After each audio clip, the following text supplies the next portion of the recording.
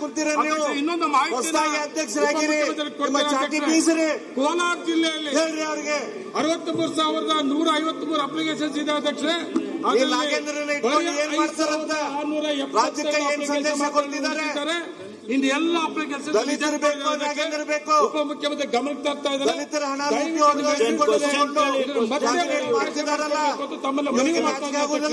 ಮಾನ್ಯ ಅಧ್ಯಕ್ಷರೇ, ಸುದೀರ್ಘವಾದ ಉತ್ತರವನ್ನ ಕೊಟ್ಟಿದ್ದೇನೆ. ನಾಗೇಂದ್ರ ಬೇಕು, ಅವರು ಕಳೆದ 3 ವರ್ಷದಲ್ಲಿ ದಲಿತರು ಬೇಡ, ಏನು ಸಮಿತಿ ಮತ್ತು ಆಪ್ ನಲ್ಲಿ ನಾಗೇಂದ್ರ ಬೇಕು, ಅದಾನಿ ಬೇಕು, ನಮೂನೆ 53 ಡಿಸ್ಕಷನ್ ಮಾಡ್ತಾರೆ. ಅರ್ಜಿಗಳು ಎಷ್ಟು ಅಂತ ಕೇಳಿದರೆ ಅವರಿಗೆ ಮಾಹಿತಿಯನ್ನು ಕೊಟ್ಟಿದ್ದೇನೆ. 14,37,181 ಡಿಜಿಟಲೀಕರಣ ಮಾಡಿರ್ತಕ್ಕಂಥ ಅರ್ಜಿಗಳು 50, 53, 57ರಲ್ಲಿ. ಆಮೇಲೆ ಜಿಲ್ಲಾಧಿಕಾರಿಗಳಿಂದ ವಜಾ ಮಾಡಿರ್ತಕ್ಕಂಥದ್ದು ಸುಮಾರು 6,98,933.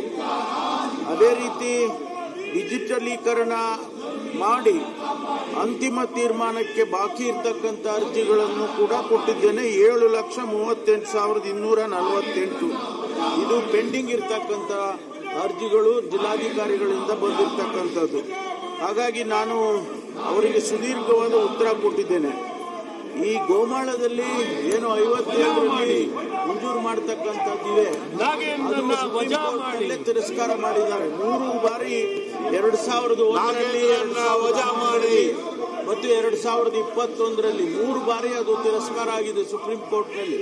ಆದ್ರಿಂದ ಅದನ್ನ ಮಾಡೋದಕ್ಕೆ ಬರೋದಿಲ್ಲ.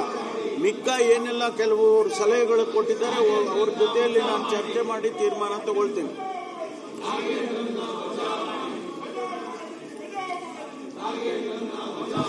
ಈಗ ರವಿಕುಮಾರ್, ಶ್ರೀ ಡಾಕ್ಟರ್ ಚಂದ್ರು ಲಮಾಣಿ, ಮುನಿರಾಜು, ಶಿವಣ್ಣ ಬಿ. ಸನ್ಮಾನ್ಯ ಸಭಾಧ್ಯಕ್ಷರೇ, ಆನೇಕಲ್ ಶಾಸಕರಾದಂತಹ ಸನ್ಮಾನ್ಯ ಶಿವಣ್ಣವರ ಪರವಾಗಿ ಚುಕ್ಕೆ ಗುರುತಿನ ಪ್ರಶ್ನೆ 1625ನ್ನ ಮಾನ್ಯ ಪಂಚಾಯತ್ ರಾಜ್ ಮತ್ತು ಗ್ರಾಮೀಣಾಭಿವೃದ್ಧಿ ಸಚಿವರನ್ನ ಕೇಳ ಬಯಸ್ತೇನೆ.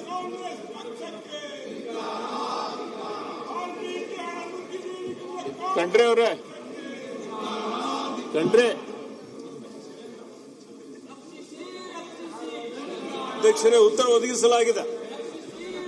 ಸನ್ಮಾನ್ಯ ಸಭಾಧ್ಯಕ್ಷರೇ, ಉತ್ತರನ ಒದಗಿಸಲಾಗಿದೆ. ಇವತ್ತು ಆನೇಕಲ್ ತಾಲೂಕಲ್ಲಿ ಸುಮಾರು 228 ಶುದ್ಧ ಕುಡಿಯುವ ನೀರು ಘಟಕಗಳಿದ್ದು ಅದರ ಪೈಕಿ 219 ಕೆಲಸ ಮಾಡ್ತಾ ಇರ್ತಕ್ಕಂಥದ್ದು. ನಿಜವಾಗ್ಲೂ ಇಲಾಖೆಗೆ ನಾನು ಅಭಿನಂದನೆಗಳನ್ನ ಸಲ್ಲಿಸಕ್ಕೆ ಬಯಸ್ತೇನೆ. ಅದರ ಸಭಾಧ್ಯಕ್ಷರೇ, ಸುಮಾರು 9 ಗ್ರಾಮಗಳಲ್ಲಿ ಇವತ್ತು ಕೂಡ ಶುದ್ಧ ಕುಡಿಯುವ ನೀರಿನ ಘಟಕ ಕೆಲಸ ಮಾಡ್ತಾ ಇಲ್ಲ. ಆದಷ್ಟು ತುರ್ತಾಗಿ ಈ ಘಟಕಗಳನ್ನ ದುರಸ್ತಿ ಮಾಡಿ ಸಾರ್ವಜನಿಕರಿಗೆ ಕುಡಿಯುವ ನೀರಿನ ಅನುಕೂಲ ಮಾಡಿಕೊಡ್ಬೇಕು ಅಂತ ಮಾನ್ಯ ಸಚಿವರಲ್ಲಿ ಮನವಿ ಮಾಡ್ತೀನಿ ಸಭಾಧ್ಯಕ್ಷರೇ. ಯಾಕಂದ್ರೆ ಬರಗಾಲ ಅತ್ಯಂತ ಭೀಕರವಾಗಿದ್ದು ನಮ್ಮ ಭಾಗಗಳಲ್ಲಿ ಅಂತರ್ಜಲ ಕುಸಿದೋಗಿದ್ದು ಎಲ್ಲರೂ ಕೂಡ ಇವತ್ತು ಶುದ್ಧ ಕುಡಿಯುವ ನೀರಿನ ಘಟಕಗಳ ಮೇಲೆ ಮನೆಗಳಿಗೆ ಶುದ್ಧ ಕುಡಿಯುವ ನೀರಿಗೋಸ್ಕರ ಭರವಸೆನ ಇಟ್ಕೊಂಡಿದ್ದಾರೆ. ಅದನ್ನ ಆದಷ್ಟು ತುರ್ತಾಗಿ ದುರಸ್ತಿ ಮಾಡಿಕೊಡ್ಬೇಕು ಅಂತ ಹೇಳಿ ಮಾನ್ಯ ಸಚಿವರಲ್ಲಿ ಮನವಿ ಮಾಡ್ತೀನಿ ಸಭಾಧ್ಯಕ್ಷರೇ. ಸನ್ಮಾನ್ಯ ಸಭಾಧ್ಯಕ್ಷರೇ, ಆನೇಕಲ್ ವಿಧಾನಸಭಾ ಕ್ಷೇತ್ರದಲ್ಲಿ ತನಿಖೆ ನಡೀತಾ ಇದೆ. ಸಿಬಿಐ 228 ಶುದ್ಧ ಕುಡಿಯುವ ನೀರಿನ ಘಟಕಗಳ ಪೈಕಿ 219 ಘಟಕಗಳು ಇಡಿ ತನಿಖೆ ನಿರ್ವಹಿಸ್ತಾ ಇದ್ದಾವೆ. ಕಾಂಗ್ರೆಸ್ ಪಾರ್ಟಿ ತನಿಖೆ ಮಾಡ್ತಾ ಇಲ್ಲ. ಎಲ್ಲರೂ ತನಿಖೆ ಮಾಡ್ತಾ ಇದ್ದಾರೆ, ಕಾಂಗ್ರೆಸ್ ಪಾರ್ಟಿ ಮಾತ್ರ ತನಿಖೆ ಮಾಡ್ತಾ ಇಲ್ಲ. ದುರಸ್ತಿಯಿಂದ ಅವರೆಲ್ಲದಕ್ಕೂ ಬಿಡದಿರುತ್ತವೆ. ತನಿಖಾ ಆಯೋಗ ಮಾಡಿದ್ರು, ಈ ದುರಸ್ತಿಯಿಂದ ಸತ್ಯ ಶೋಧನಾ ಸಮಿತಿ ಮಾಡಿದ್ರು. ಬಿಡದಿಗೆ ಒಂದು ಸತ್ಯ ಶೋಧನಾ ಸಮಿತಿ ಮಾಡಿದ್ರು. ಇದಕ್ಕಾಗಿ ನಾಗೇಂದ್ರ ಯಾಕೆ ಸತ್ಯ ಶೋಧನಾ ಸಮಿತಿ ಇಲ್ಲ? ಈಗಾಗಲೇ ಪ್ರತಿ ಘಟಕಗಳಿಗೆ 3,000 ಸತ್ಯ ಇದ್ರೆ ಯಾಕೆ ಮಾಡ್ತಾ ಇಲ್ಲ? ರಿಪೇರಿಗಾಗಿ ದುರಸ್ತಿಗಾಗಿ ಸತ್ಯ ಬೇಕಾಗಿಲ್ಲ ಇವರಿಗೆ. ಕಾಂಗ್ರೆಸ್ ಪಾರ್ಟಿಗೆ ಸತ್ಯ ಬೇಕಾಗಿಲ್ಲ, ನ್ಯಾಯ ಬೇಕಾಗಿಲ್ಲ. ಹೊರತುಪಡಿಸಿ ಒಬ್ಬ ನಾಗೇಂದ್ರಗೋಸ್ಕರ ಇಷ್ಟೊಂದು ಸದನದ ಹಣವನ್ನು ಹಾಳು ಮಾಡ್ತಾ ಇದ್ದಾರೆ. ಒಬ್ಬ ನಾಗೇಂದ್ರಗೋಸ್ಕರ ಉಳಿಸೋಕೋಸ್ಕರ 6 ಘಟಕಗಳಿದ್ದಾವೆ. ಈ 6 ಘಟಕಗಳಿಗೆ ಇವತ್ತು ದುರಸ್ತಿ ಮಾಡಲಿಕ್ಕೆ ಅವಶ್ಯಕತೆ ಇರುವಂತಹ ಅನುದಾನ ಗ್ರಾಮ ಪಂಚಾಯಿತಿ ಅನುದಾನದಿಂದ ಆದ್ರೂ ಮಾಡ್ತೇವೆ. ಒಂದು ವೇಳೆ ಗ್ರಾಮ ಪಂಚಾಯಿತಿಯಲ್ಲಿ ಅನುದಾನ ಲಭ್ಯ ಇಲ್ಲದೇ ಇದ್ದರೆ ಅದನ್ನು ಇಲಾಖೆ ಅನುದಾನದಿಂದ ಪೂರ್ಣ ಎಲ್ಲಾ ಶುದ್ಧ ಕುಡಿಯುವ ಘಟಕಗಳನ್ನು ನಾವು ರಿಪೇರಿ ಮಾಡಿ ದುರಸ್ತಿ ಮಾಡಿ ಅದನ್ನು ಇವತ್ತು ವರ್ಕಿಂಗ್ ಕಂಡೀಷನ್ ಅಲ್ಲಿ ತರ್ತೀವಿ ಅನ್ನುವಂತ ಒಂದು ಮಾತನ್ನು ಗೌರವಾನ್ವಿತ ಸದಸ್ಯರಿಗೆ ನಾನು ಹೇಳಿಕೆ ಬಯಸ್ತಾ ಇದ್ದೇನೆ. ಹಾಗೆ ಇವತ್ತು ಇಡೀ ರಾಜ್ಯದಲ್ಲಿ ಸುಮಾರು 20,340 ಶುದ್ಧ ಕುಡಿಯುವ ನೀರಿನ ಘಟಕಗಳಿದ್ದಾವೆ. ಅದರಲ್ಲಿ 17,208 ಘಟಕಗಳು ಈಗಾಗಲೇ ಕಾರ್ಯಾಚರಣೆಯಲ್ಲಿದ್ದಾವೆ. ಡಿಫೆಕ್ಟ್ 602 ಇದ್ದಾವೆ. ಮತ್ತೆ ರಿಪೇರಿಗೆ 2,530 ಇದ್ದಾವೆ. ಈಗಾಗಲೇ ಇವತ್ತು ನಾವು ಎಲ್ಲೆಲ್ಲಿ ಪ್ರತಿಯೊಂದು ಶುದ್ಧ ಕುಡಿಯುವ ನೀರಿನ ಘಟಕಗಳಿಗೆ ಈ ವರ್ಷ ರಾಜ್ಯದಲ್ಲಿ ಅನುದಾನ 3,000 ರೂಪಾಯಿ ಅನುದಾನ ನಾವು ಬಿಡುಗಡೆ ಮಾಡಿದ್ದೇವೆ.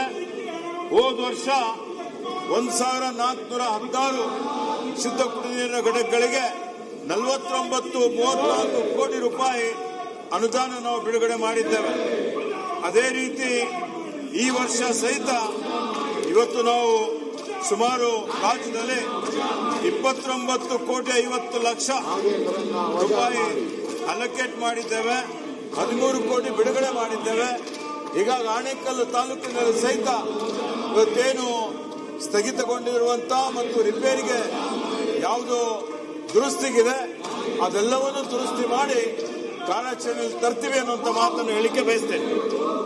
ಹೆಚ್ಚಿನ ವಿಡಿಯೋಗಳಿಗೆ ಪ್ರತಿಧ್ವನಿ ಯೂಟ್ಯೂಬ್ ಚಾನೆಲ್ ಸಬ್ಸ್ಕ್ರೈಬ್ ಮಾಡಿ, ಬೆಲ್ ಐಕಾನ್ ಕ್ಲಿಕ್ ಮಾಡಿ.